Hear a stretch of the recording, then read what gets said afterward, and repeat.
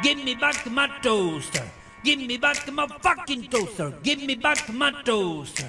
Give me back my fucking toaster. Give me back my toaster. Give me back my fucking toaster. Give me back my toaster.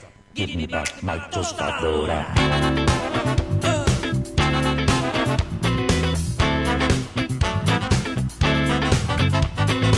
Llévate la TV, llévate el pantalón, todo lo que ve, llévate mi calzona, llévate el auto azul, el traje gris. Bueno, dale, vamos con la primera en esta tarde de periodismo y rock and roll.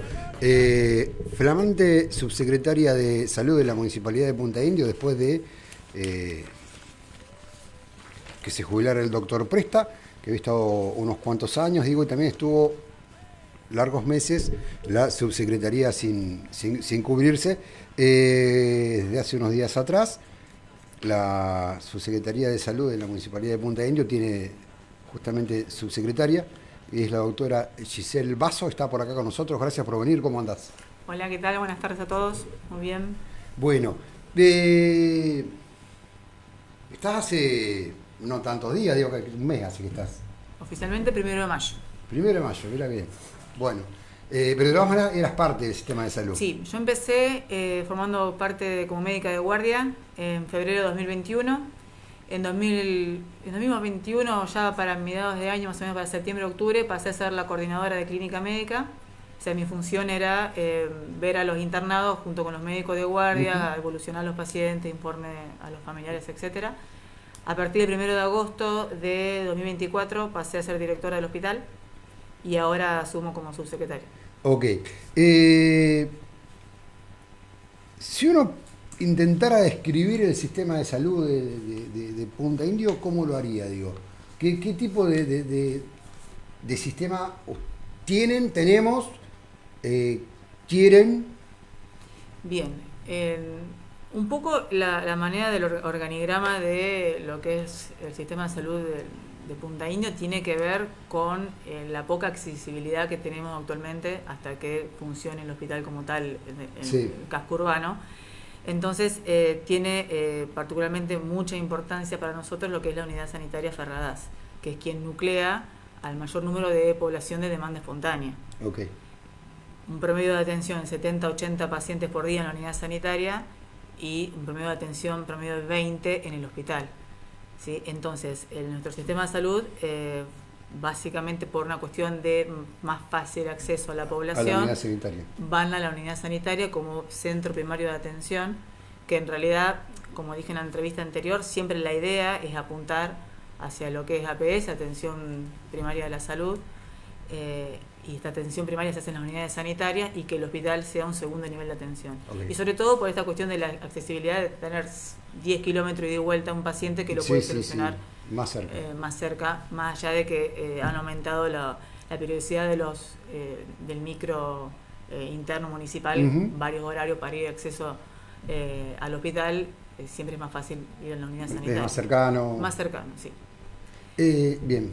Bien, y después, bueno, tenemos la unidad sanitaria con 2 profesionales que viven en el lugar, que son en Punta Indio Hernán Encina, de hace ya muchísimos años, lo mismo que Raúl de Estéfano en Pipina. Sí. Y otras 2 unidades sanitarias, la de Álvarez Jonte y la de La Viruta, que hay enfermera 24 horas y el doctor Manatini va 2 veces por semana a atender los pacientes que van. Como plan, vamos a implementar el tema de la telemedicina en estos 2 lugares de ruralidad. Okay.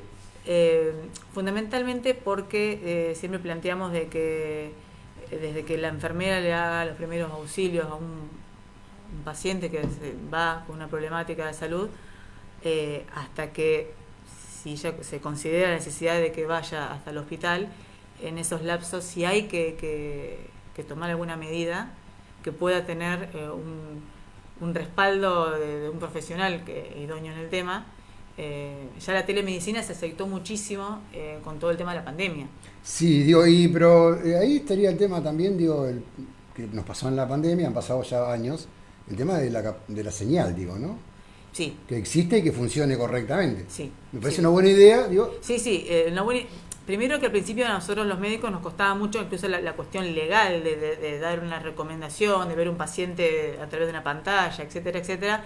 Entonces se fue marcando todo en un cuadro legal de lo que es la telemedicina, de hacer una consulta con el paciente, e incluso ya en muchos lugares hay especialidades, no solamente acá, pasa que por una cuestión que queda alejado o está a 100 kilómetros de La Plata, hay muchos especialistas que están todos nucleados en La Plata, hay muchos lugares de la provincia que especialistas que no llegan a esa población lo puedan manejar con una teleconsulta.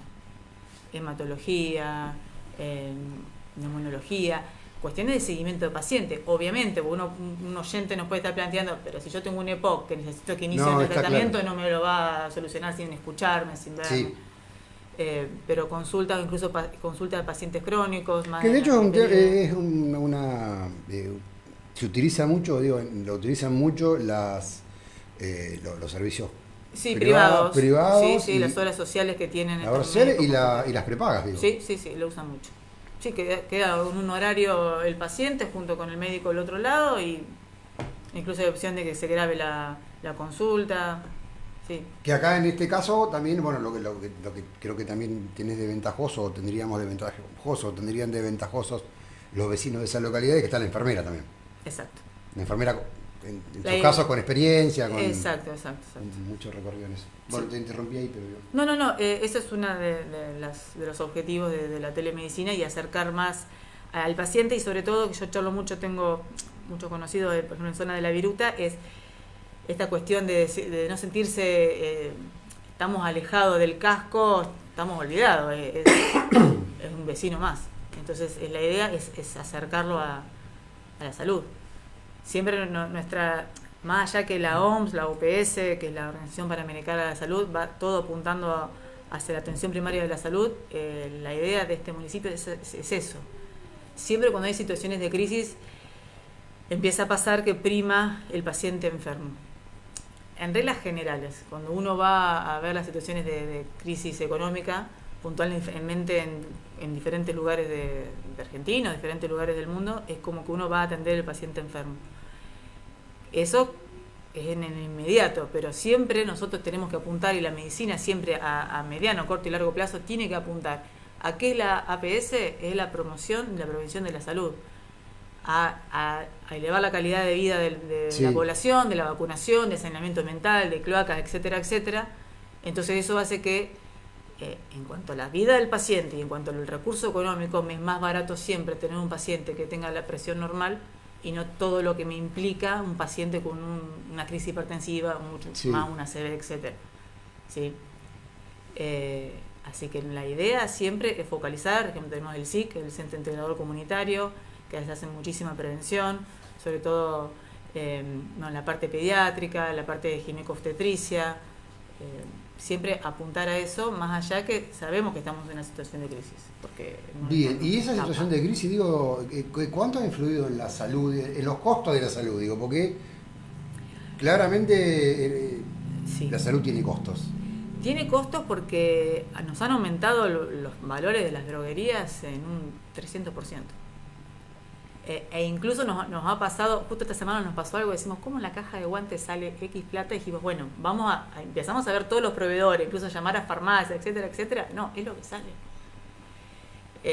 Y un insumo que nos salía, que parece simple, pero salía hace un año y medio atrás, 1.500 pesos, de 8.000 ahora. Estamos hablando de una caja de guantes. Hay drogas que son caras, etcétera, etcétera. Y aunque el precio aumente, uno no puede prescindir de esa medicación, uno no puede prescindir de anestésicos para operar a un paciente, no puede prescindir de un antibiótico para una infección grave, no puede prescindir de un corticoide para una crisis respiratoria severa. O sea, hay drogas en las que uno no puede prescindir. Te aumenta el valor de mercado y tenés que comprar. Ok. La asistencia médica, hablo de los médicos básicamente, tanto en las unidades sanitarias, la Ferradas vos nombrabas que quizás es la más concurrida y seguramente debe ser la que más atención tiene.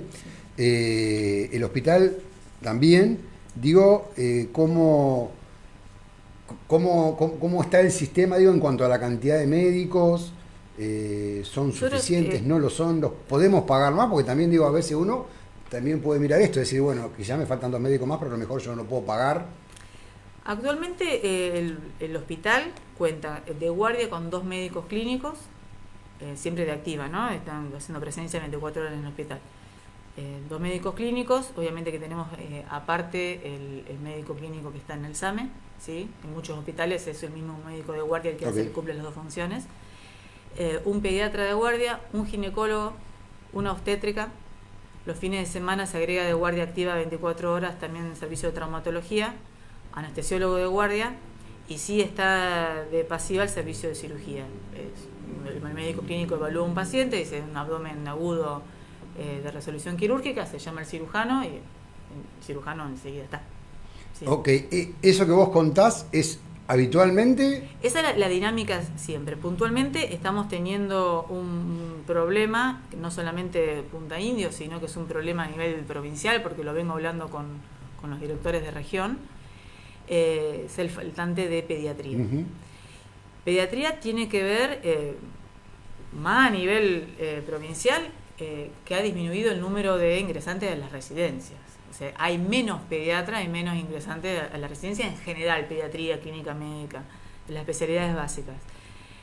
Y sí tiene que ver con que el dinero que uno ofrece en otros municipios que cuentan con otro tipo de ingresos es mayor. Estamos hablando de que hay lugares en la provincia, sin ir más lejos, en La Plata, en Berisso, etcétera, que están pagando una guardia de 24 horas 800.000 pesos. Y no tienen que viajar. Y no tienen que viajar. Y son valores muy alejados de la realidad de este municipio y de la gran mayoría de los municipios. Entonces, obviamente, un pediatra no es que renuncian porque hay un mal equipo de trabajo o por la cantidad de que uno esté desbordado de un trabajo físico. El problema es que vienen y te plantean y te dicen, en tal lugar, como usted dice, a 10 cuadras de mi casa me ofrecen 800.000. Entonces uno también tiene que trabajar con los recursos que nosotros estamos trabajando. Uno no te plantean eso y tampoco vamos a manejar de decir, bueno, vamos a pagarle una cuestión a un diferenciado, porque realmente no es la realidad económica. Nosotros de los 30 días de guardia, sí. Alrededor de 23, 24 días están cubiertos. Los ¿sí? Pediatras. De pediatría, Okay. sí. Hay una única pediatra que es planta que trabaja en el hospital, hay otra pediatra de planta que trabaja en las unidades sanitarias, y después son médicos contratados, son médicamente formados con especialidad rendida, 2 de ellos son neonatólogos. Implementamos a partir de este mes la atención de niño sano para bajar la demanda que tiene el SIC, es decir, el control de peso, estatura, del desarrollo de los niños. Lo implementamos en el hospital. A partir de este mes arrancó uno de los pediatras y va a ser extendido el resto de los pediatras. Obviamente, siempre en coordinación con el SIC, que van a ir con turno al hospital. Aquellos que ellos sí maneja el turno del SIC, porque ya saben, conocen a la población, que tengan un vehículo, que puedan acceder. No vamos a mandar a atender al hospital un niño que vive a 2 cuadras del SIC. Entonces, claro, un poco esa organización la llevamos en conjunto con la doctora de la CAL para poder empezar a ofrecer ese servicio.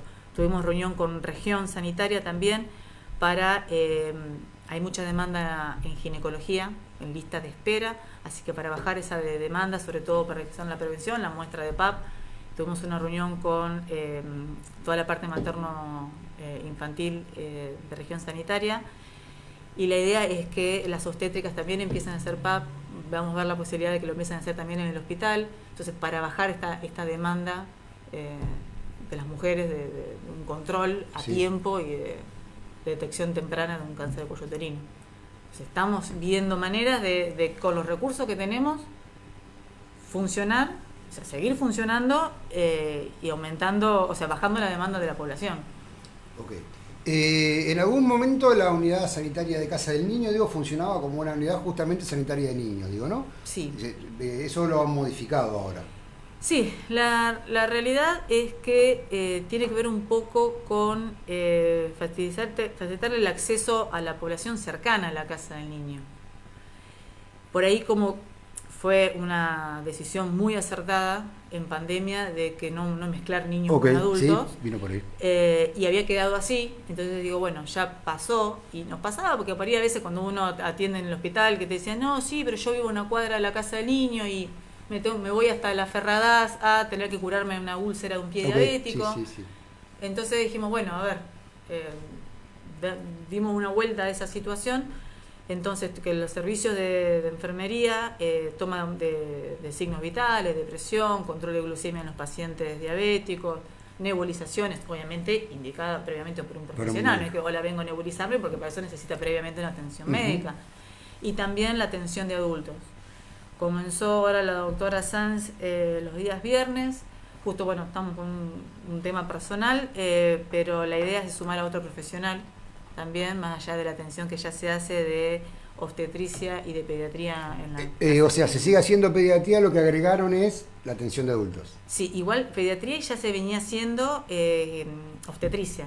Una de las licenciadas en obstetricia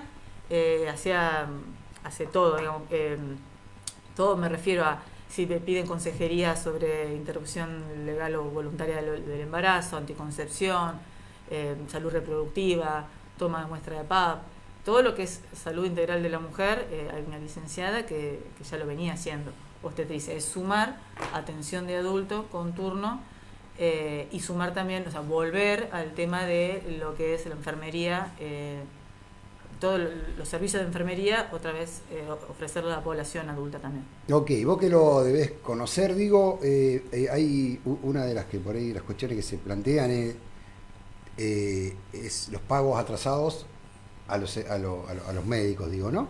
Entiendo que los que son de planta deben cobrar junto con el personal, pero por ahí que había como un atraso en el pago de los meses, no sé si se paga por día o por mensualidad, no sé cómo funciona. No, la realidad, siempre a los monotributistas, yo fui monotributista hasta hace poco, siempre se paga a mes vencido. Es decir, que lo que yo trabajo hasta el 30 del mes, se abona alrededor del 15, el 20 del mes siguiente, ¿sí? Hay una realidad que, sin que uno se quiera meter en política, no terminamos hablando de política, con una bajada de la coparticipación en 200 millones de pesos, desde el mes de diciembre estamos viendo una problemática en pagar el 20 y terminamos pagando el 22, 23, 25, eso es una realidad. Lo vamos hablando con los diferentes efectores de salud, porque obviamente que uno... En este momento yo soy una funcionaria, pero hasta hace 2 meses atrás también estábamos en la misma situación y uno entiende que más allá que el profesional tenga puesta la camiseta y ame su profesión, también cobra y son sus honorarios por lo trabajado. Sí, está claro. Lo venimos charlando y la verdad que tenemos una buena respuesta del otro lado del profesional. Ellos planteaban un poco esta incertidumbre de tener miedo de decir, yo trabajé pero no voy a cobrar, etcétera, etcétera. Ya este mes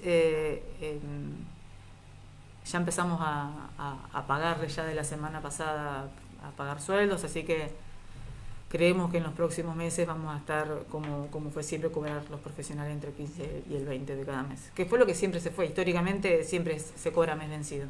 No, está bien que me he vencido a ponerle, pero Pues había sí. algunas quejas de que 2 meses o 3 meses le debían, no sé si en algún momento... No, eso está todo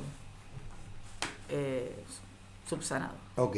Y el otro tema que tiene que ver, estamos hablando con la doctora Giselle Basso, que es la subsecretaria de Salud de la Municipalidad de Punta Indio. El otro tema por ahí que tiene que ver con un servicio que funcionaba bastante bien, que tiene que ver con las especialidades. Digo, hay especialidades que eran como muy... vos estás nombrando alguna, digo, bueno, hay algunas de las que son las más habituales, que es pediatría, ginecología. Sí, esas son las especialidades básicas. Después Claro. lo de las especialidades por fuera, digamos, de las básicas, actualmente nosotros contamos con neurología, que funciona en la unidad Ferradas.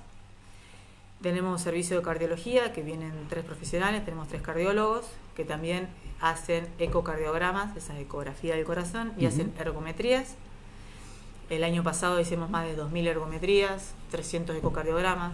Sumamos el año pasado a un profesional que no solamente hace diagnóstico por imágenes, hace ecografía, sino que hace ecodoppler, que son los que detectan las trombosis en las venas, por ejemplo.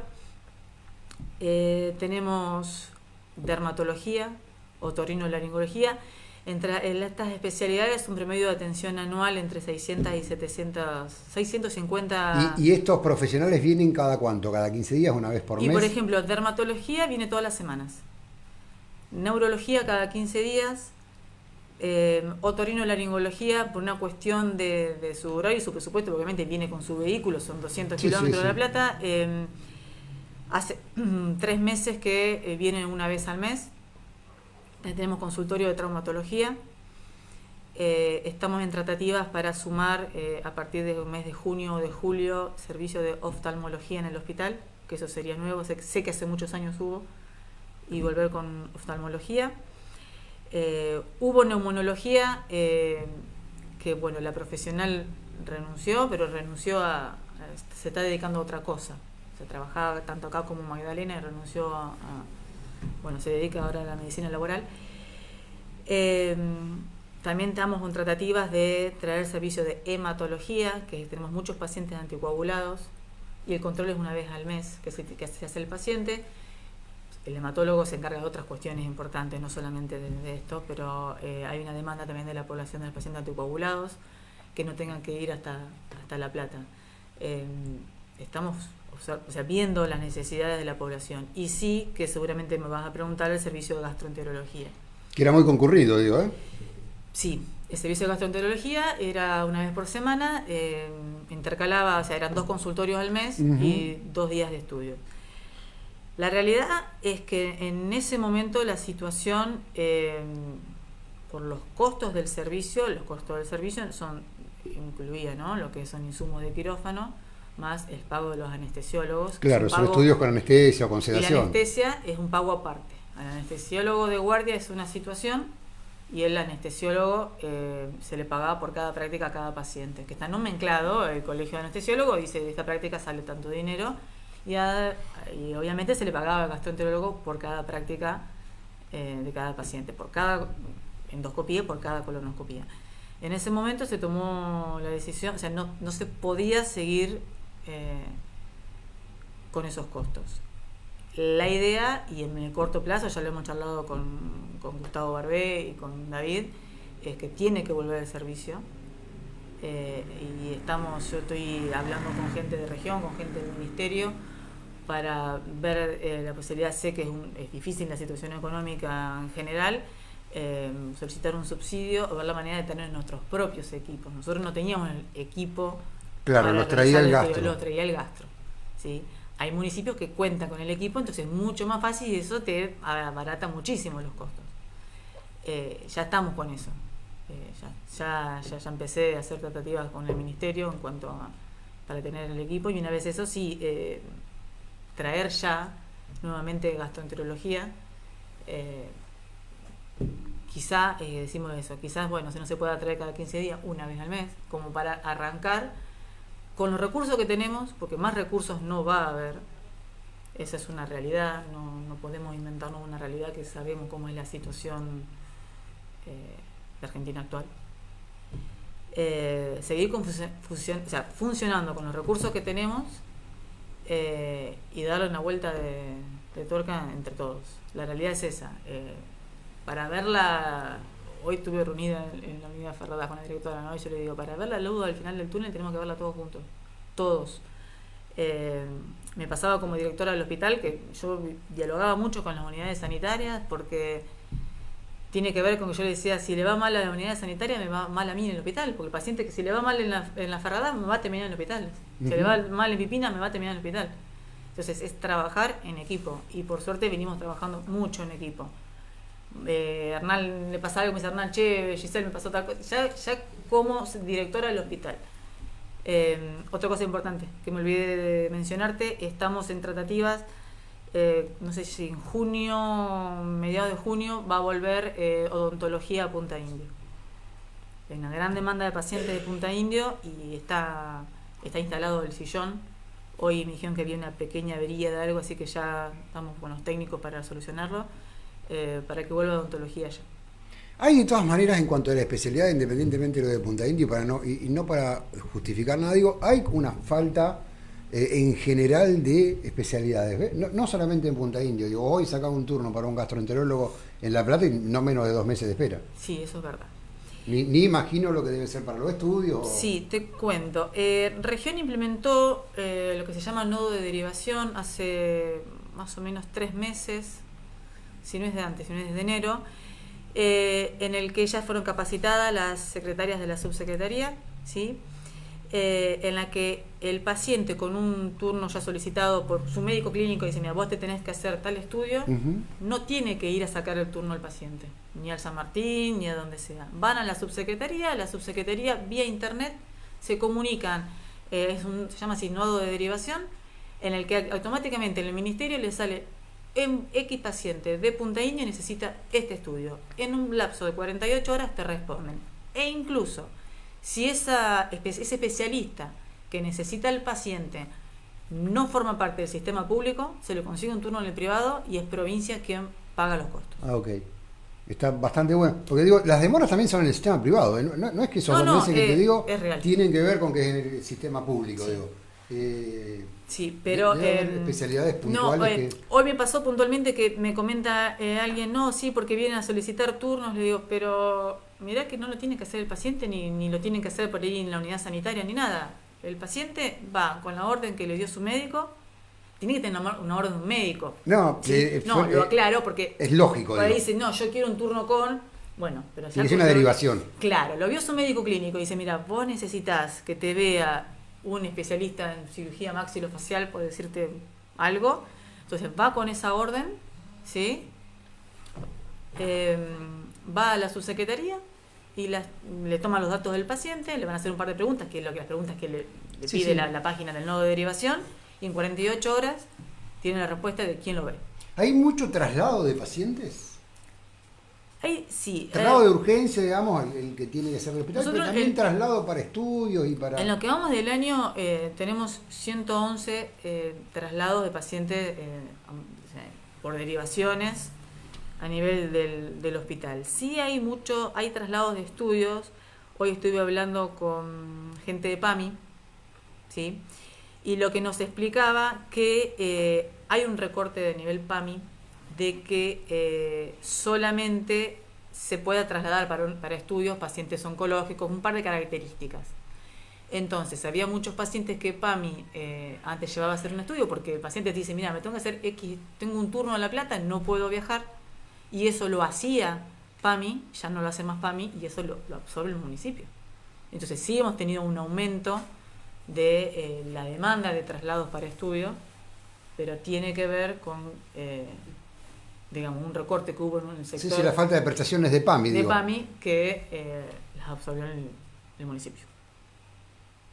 Y digo, no puedo dejar de preguntar también el tema de los medicamentos, digo, ¿no? Por el alto costo que tienen, porque hay gente que no tiene obra social, porque el PAMI ha dejado de cubrir, no hablo solamente de los mayores, digo, hablo en general, digo, hay una cuestión económica también que es muy difícil de afrontar, los medicamentos han aumentado... Sí, hay medicamentos que han aumentado un 1000%. Sí. Nosotros contamos obviamente con programas del ministerio que envían la medicación y también tenemos algunos stock de medicamentos de patologías crónicas. Hasta marzo yo tuve la dirección del hospital compartida con el doctor Reina, que se encargó de hablar con cuánto visitador médico conocía. Así que tenemos muchas donaciones que nos han hecho diferentes laboratorios, como para ir subsanando esto de que si el paciente, para darte una idea, hay antihipertensivos, los más comunes son 30.000 pesos por mes, y que si antes te cubría el 100% y ahora te cubre un 50%, va sumando en un jubilado que cobra la mínima. Está claro. Entonces, siempre obviamente que va vamos de la mano de lo que es la parte de desarrollo social, de decir, mira, este paciente no lo puede comprar, ustedes lo tienen, sí, lo tengo en el depósito, vamos, lo buscamos.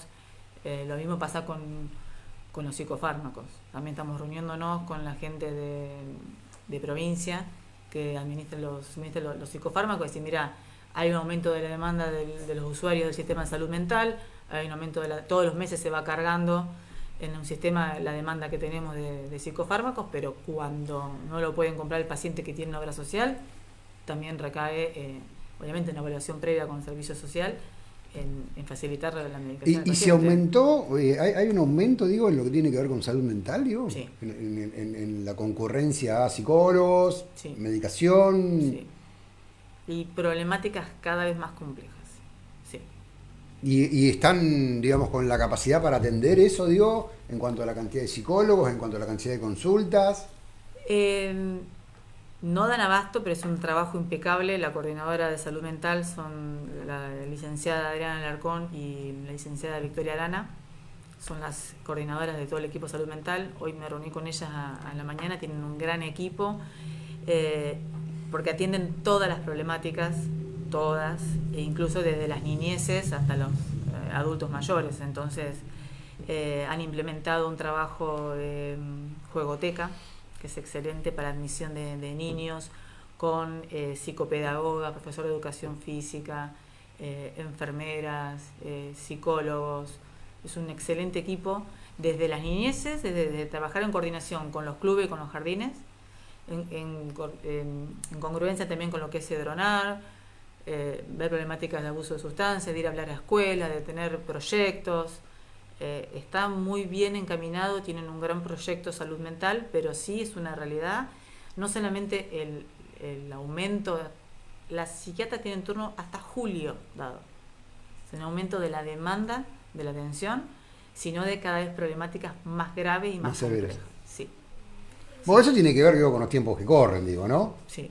Bueno, Por eso es re importante el tema de articular con todos los efectores de nivel municipio, del CEF, los clubes, las escuelas, abrir más esta situación, y también que empezamos a hacer ya desde el año pasado, que es la licenciada en psicología, ellas hacen guardia pasiva también a nivel hospital, están para si pasa alguna problemática, porque nos pasaba que nos quedábamos mucho con que usuarios del sistema de salud mental es el paciente que tiene una depresión y nos empezamos a decir, che, pero el paciente que le acabas de diagnosticar, que es diabético, que tiene que usar insulina toda su vida, o el paciente que tiene una problemática grave y que hay que decir, se te va a derivar porque a una amputación, y uno se quedaba como, no, es una persona.